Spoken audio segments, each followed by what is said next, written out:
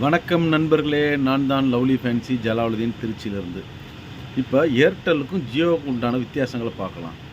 இப்போ ஏர்டெல்லில் பார்த்தீங்க அப்படின்னா ரூ. 299 கஸ்டமருக்கு 1.5 ஜிபி கொடுப்பாங்க. ஜியோலையும் அதே மாதிரி ரூ. 299 1.5 ஜிபி கொடுப்பாங்க.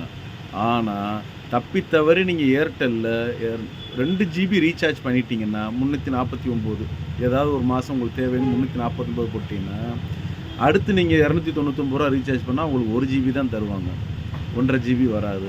ஆனால் ஜியோவை பொறுத்தவரையில் எப்போதுமே நீங்கள் ரூ. 299 1.5 ஜிபி கிடைக்கும். அதனால் ஏர்டெல்லில் ரீசார்ஜ் பண்ணும்போது கொஞ்சம் கவனமாகவும் இருக்கணும், உஷாராக இருக்கணும். ஏன்னா அடுத்தடுத்த லெவலுக்கு நம்மளை அப்படியே ஏற்றி கொண்டு போயிடுவாங்க. ஆனால் ஜியோவில் அப்படி கிடையாது, எப்போதுமே ஒரே மாதிரியான ரேட்டு தான் ரீசார்ஜை பொறுத்தவரையில். இவருக்கு ஒரு ரேட்டு, அவருக்கு ஒரு ரேட்டு அப்படிங்கிறதுலாம் கிடையாது. எல்லா நம்பருக்குமே ஒரே மாதிரியான டேரிஃப் தான் ஜியோவில் வச்சுருக்காங்க.